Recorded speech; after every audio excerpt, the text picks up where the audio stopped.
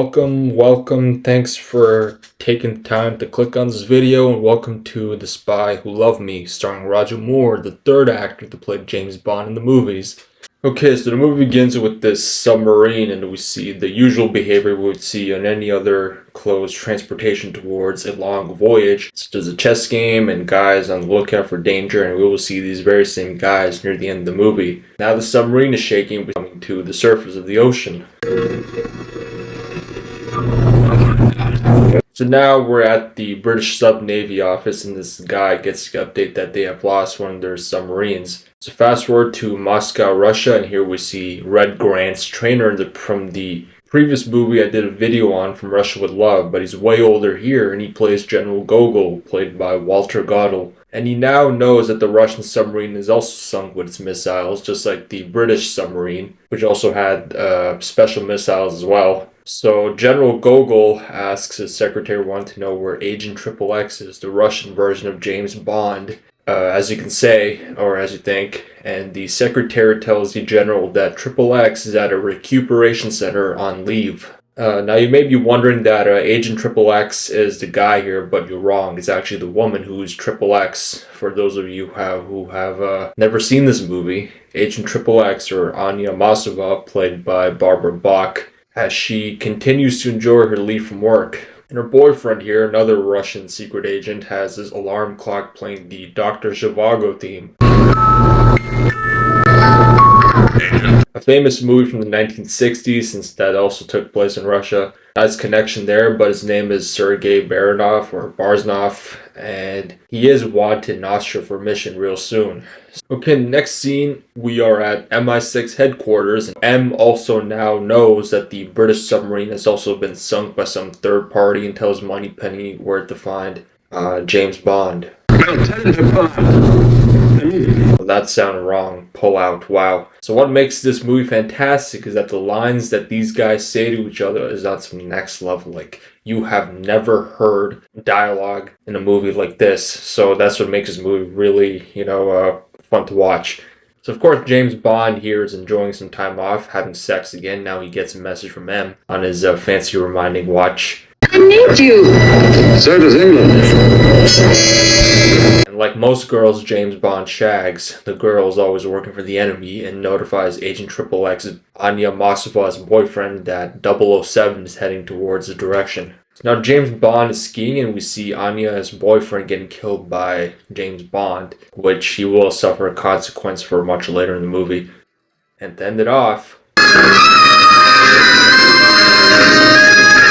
great stuff here. And now we are at the James Bond theme song intro. Well, the theme just for this movie.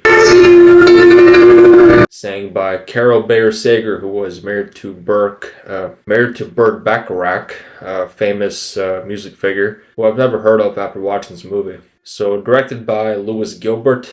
Back in Moscow, Russia, with General Gogol, and here we see Anya Masova in uniform walking in as he assigns her to head to Cairo, Egypt, to pick up a microfilm with the plans to the Russian submarines with the missiles. Will that be all, Comrade General? There is one more thing. Like I said, the lines in this movie are just fantastic. When I first watched this movie, it just sounds so wrong the way he just delivered it in the music right after General Gogol. But General Gogol tells her that her boyfriend, Sergei, was also killed in Austria, as shown before. So now we see James Bond in Navy attire as he is in the helicopter, landing at some British Navy base, and he meets with the same guy that was notified about the submarine sinking. The captain, as well as a short guy, the Minister of Defense, played by Jeffrey Keane, who was also in Dr. Zhivago. Another great connection there. I've seen this movie, by the way. Dr. Zhivago, check it out if you haven't. Okay, so to turn on this digital map and locate the coordinates and the location of the sinking of the submarines earlier, and James Bond points out the specifics. And Q Branch looks way older now since the last time we saw him in the From Russia with Love movie I made before this, pointing out some more certain elements. Now he's just starting to look like John Cleese here. The guy from Fawlty Towers, very similar body movements. But so now that James Bond and the Minister of Defense are out and walking, they speak about the submarine sinking a little more, and the Minister tells him that M will have more info about it when he gets back to MI6 headquarters. Okay, in the next scene we see a woman, her name is Naomi, bringing in these two marine biologists who are about to be rewarded by a very rich businessman, who is a villain of this movie, Carl Stromberg, played by Kurt Jurgens. So Stromberg rewards each marine biologist award of $10 million, each for the work on one of his projects, and his other assistant, who happens to be a woman, again, like Naomi, is asked to leave so the three could have a personal talk. So she goes into the elevator, which is also a trap, by the way, that Stromberg has kept for emergencies to eliminate his enemies. And of course, she did, lied to him and sold something that was very personal to him. Now she suffers the consequences. And by the way, Stromberg does live underwater.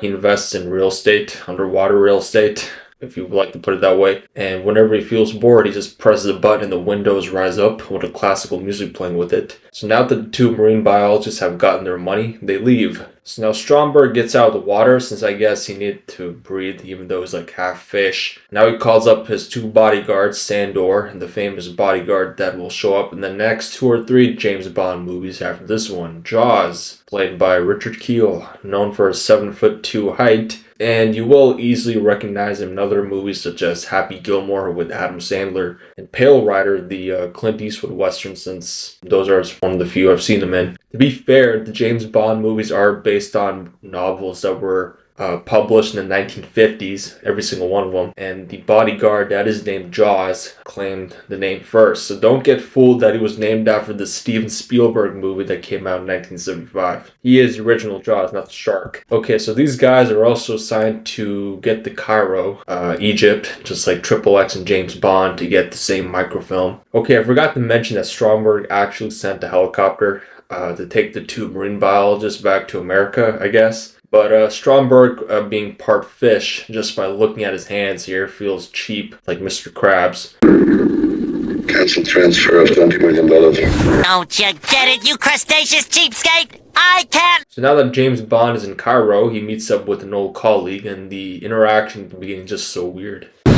James Bond, what a delightful surprise. So now that the two remember each other, they speak about the microfilm, and the only way to get it back, or to get it, is by getting to Max Kalba, and the only way to get to Max Kalba is to first get to Aziz Fakesh. So the colleague of James Bond wants him to stay and to have a little fun, so he does this. One should delve deeply into its treasures. Next scene, James Bond is walking through this mosque area, while Sandor is creepily watching James Bond walking towards Fakesh's house. So that's Fakesh in the picture, by the way, and here we see this girl coming out who is obviously being paid to distract James Bond by Sandor from meeting Fakesh. But James Bond's like, F it. We see Sandor from little opening taking out his gun, and James Bond used the girl as a shield, just like in Goldfinger. So Sandor is now running away, and James Bond is running after him, and we see a fight.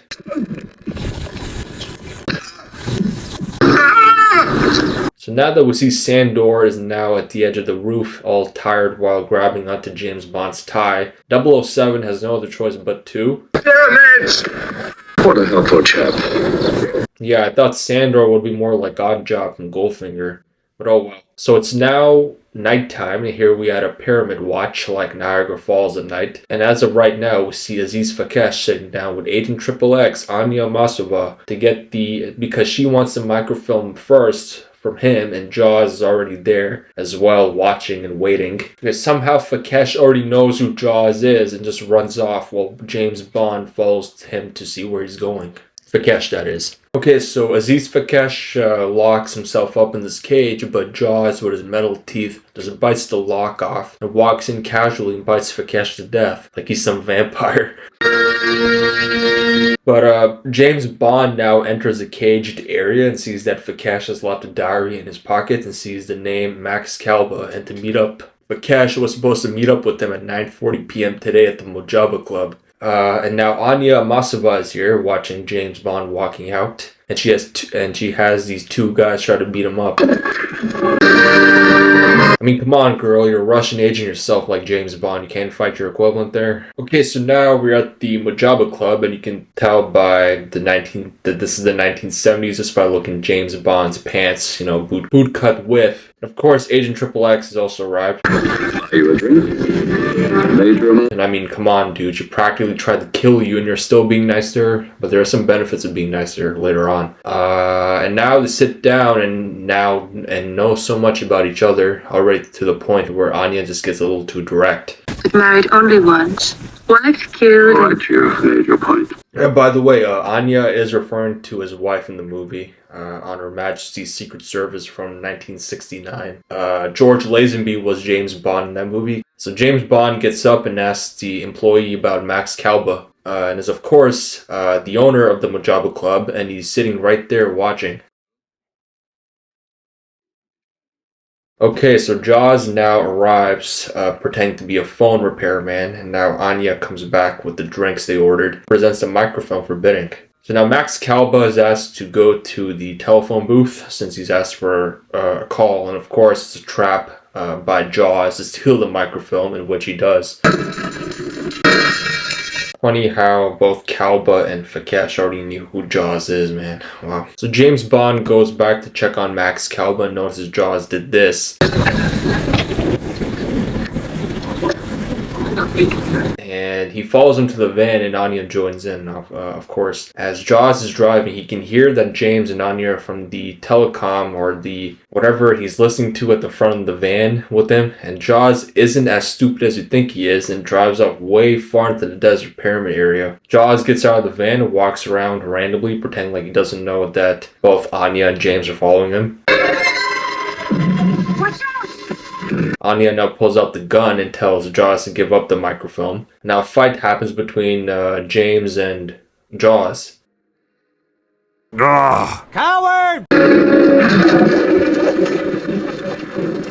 Yeah, he did that himself. But he is Jaws, he is not weak at all, believe me. Now Anya tries to escape, since she is selfish, but James Bond made sure he took out the key to the van. Anya tries to drive, but she can't drive, man. She just can't drive. Jaws comes back and have managed to push him away for now. Would you like me to drive?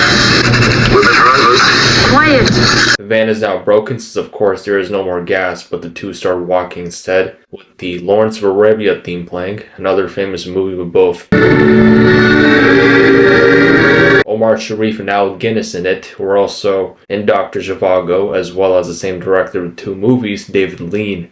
Check them out if you haven't. They are very long movies, so you probably will fall asleep. I've seen both of them, by the way. So James and Anya now reach a boat area where they have to get to their next destination as he takes a look at the microfilm. Now Anya is just feeling helpless and as they kiss on the boat. You're not trying to take advantage of me, are you? I mean, yeah, if you want to solve the disappearance of your country's submarine, you gotta be advantageous, right? So Anya takes out her cigarettes since she knows James Bond is a smoker, and she blows into it, and this sleeping powder is blown onto him and passes out. You never learn, do you, James? So now that the boat has stopped and James wakes up and asks where Anya went, luckily he knows how to speak Arabic, pays a guy as he tells James where Anya went and heads to MI6 headquarters, the Egypt location.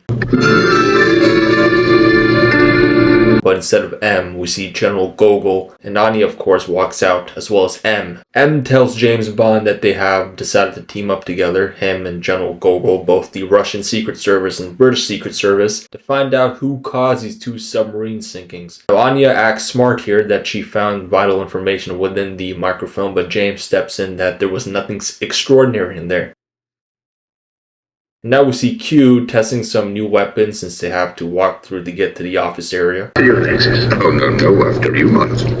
At least now you know what M stands for, which is Miles. So now everyone takes a look at the microfilm on the projector and notices a cutoff word, oratory. But it actually stands for laboratory, and Anya and James Bond have figured out that this is a Stromberg laboratory document. Since that we see this elementary school kind of competition between two secret agents. Well done, James. That's brilliant. The two are now on the train to Sardinia, and the two now enter their train compartment, and of course they are now changing into their sleeping suits. But you know something else is on both their minds. So as Anya puts her dress away into the closet, how the hell did anyone not notice a 7'2" man get boarding a train? Doesn't make any sense, man. So Jaws fights Anya and tries to eat her, and we see James Bond stepping in. Bond grabs a lamp and electrocutes Jaws' teeth and kicks him out, and Jaws, being Jaws, unbreakable and undefeatable, survives once again. So Anya rewards James Bond with some So we're now in Sardinia, and now the two get out of the taxi, and we see Q Branch bringing out his latest technology, a special kind of card, the Lotus Esprit 1. Yeah, I didn't know the name of the card at first, I had to search that up. Good morning, Major Boothroyd. Morning, Major. I don't know why she called Q that. The guy in Dr. No, who was the predecessor of the current Q Branch, was also named Major Boothroyd. Then again, Anya isn't as smart as you think she is. So the two now check into their hotels. His receptionist can't stop staring at James Bond and pays no attention whatsoever to help Anya Masova. So now James and Anya are walking outside, and here we see this motorboat coming towards them, and it's of course Naomi again. One of many of Carl Stromberg's personal assistants. Oh yeah, James and Anya are pretending to be a couple who also happen to be marine biologists and go by Mr. and Mrs. Sterling. And Anya just looks so jealous here as usual to see another woman not paying attention to her, because all eyes are on James Bond. Okay, so now we're at Stromberg's aquatic castle, and of course he is watching. So Naomi tells James that Mr. Stromberg does not like to shake hands. So now that he goes up and forgets. Come on, James, pay attention, bro. Stromberg now tests Mr. Sterling's knowledge on animal biology to see if he's really a marine biologist. So now he leaves and gets to Mrs. Sterling. And now Jaws comes back to clarify to Carl Stromberg that the marine biologist that just walked out was James Bond. Agent 007 MI6 and Russian Agent XXX Anya Masova of the Russian Secret Service. So Stromberg tells Jaws to get rid of the two. So the two now drive off, and James wants to check one thing before he leaves Stromberg's empire. And now a motorcycle follows him around and tries to blow them up by launching this missile, and now this truck gets in the way, but the truck gets blown up instead. Well, the back part it is. At least the back part. And the bike falls off the cliff. All those feathers and he still can't fly. So now Jaws and some other guys are now following them around, and James sprays them with this shit, and we see a comedic moment. Now a helicopter is chasing the two with Naomi driving it, and now the car is turned into a submarine. And now James presses a button, and goodbye Naomi. So James checked what he had to see, which is the escape sub that Stromberg uses for emergencies. At least the two now know where it's located for the ending. And now these divers have spotted James and Anya, and now she presses a button to drop a landmine and blows the divers away. And now we see another comedic moment. Casually just drops a fish. Back at the hotel, we see the receptionist again with a message. Once again, can't stop staring at James Bond. Now Anya wants smoke and needs a lighter. So Anya notices James' lighter and she likes it, and James says that he got it from Austria 3 weeks ago. Do you recognize him? No, who is it? The man I loved. Okay, and? I did get him. When this mission is over, I will kill you. And I completely forgot about him after that. So now James and Anya are now being dropped into the American Navy submarine, since they also carry missiles, obviously. Submarine is named the USS Wayne, by the way, probably in reference to John Wayne, since he is known for Navy movies, war movies, and of course Westerns, which is his specialty. Yeah, he was still alive during the entirety of the 70s. Probably named after him. So the two now meet with Commander Carter, the captain of the USS Wayne, played by Shane Rimmer, who was also in You Only Live Twice and Live and Let Die. But he gets so goo-goo here the moment he sees Anya and Masava. Most welcome to use the shower in my quarters. Even his submate as well. You never see a major taking a shower before? So now the two are in uniform. Anya pulls out a gun, getting ready to kill James Bond later. And now the submarine is shaking. Okay, so Commander Carter notices a big ship, which of course belongs to Stromberg. And the ship eats the USS Wayne. Literally. And now they're inside the ship, and the scene always reminds me of You Only Live Twice here a lot, where you see two groups of people in two different uniform colors. Eventually there will be a war later on. Stromberg notices James and Anya and tells his guard to bring them in. Don't look up, they're on candid camera. Okay, so Stromberg now exposes his plan of turning the world into an underwater sea world. First targeting New York and Moscow would bring them underwater. Listen man, if you like the ocean so much and want to live within it, why don't you just move to Bikini Bottom? You're pretty much a fish. And I will rule Bikini Bottom! So Stromberg tells guards to take James away and himself takes Anya back to his home because, you know, Stromberg is horny right now. And now James Bond fights back. James manages to locate the British Navy shipmates that went missing in the beginning of the movie, and now we see a scene similar to You Only Live Twice. James Bond brings out the American Navy with him, and the shipmate wants to take a risk, like he's an action hero.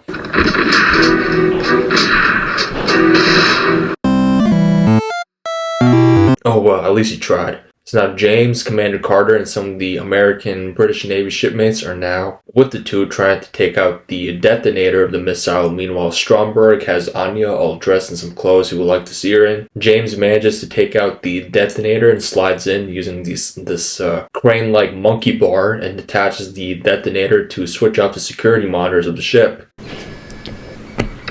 So now that he's able to slide, and it all blows up now. The dying captain tells James that the missiles are all ready to go to hit New York and Moscow. Funny that they didn't target anywhere in London since Stromberg stole those missiles first in the beginning of the movie. Okay, so now James tries to enter the codes to offset the current coordinates of the already launched missiles and sends Stromberg's own Navy Department to change the coordinates that a change has occurred. Both James and Commander Carter are watching the missiles being blown up, being sent to each other towards both Stromberg's personal submarines, and now they blow up the ship's entrance and they're free. An obvious green screen right there. So back onto the USS Wayne, and Commander Carter wants to speak to James Bond privately. Commander Carter tells Bond that he's ordered to kill off Stromberg's empire, to blow it up, which happens to be called Atlantis. And James Bond, being the simpleton, and tells Commander Carter that Anya needs to be saved first. Come on, James. She tried to kill you more than 3 times and you still want to save her? So he asks Commander Carter to bring in the equipment that Q had sent in. It's of course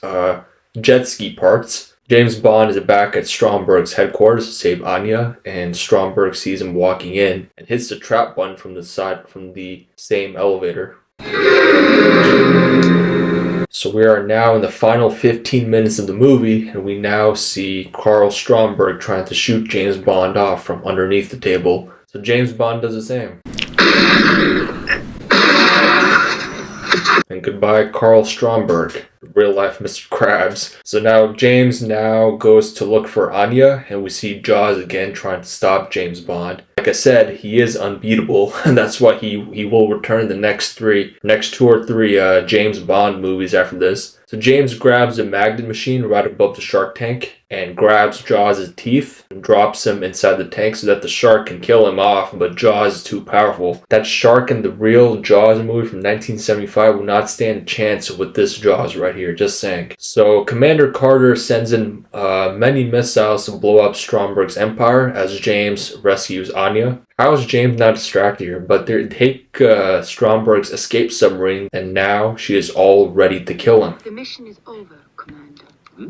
Of course, Jaws has survived and is now ready to look for a new job, which you will see later on. Both Russian and British Secret Service officials are waiting for Bond and Masava to return to headquarters as they see this. 007, Triple X. Bond, what do you think you're doing? To end it off with this 1950s Navy movie song. And now the credits. And that's it, The Spy Who Loved Me, 1977, super detailed movie. But that's it, and James Bond will return and for your eyes only in the 1980s, which I won't do, but see you soon in No Time to Die from 2021. I've never seen this movie. I don't know anything about it, but I'm going to do a video on it. Like, comment, and subscribe. See you soon the next episode with the more recent movie. Take care, watch away, and check out this movie if you haven't. A lot of these James Bond movies are pretty fucking good.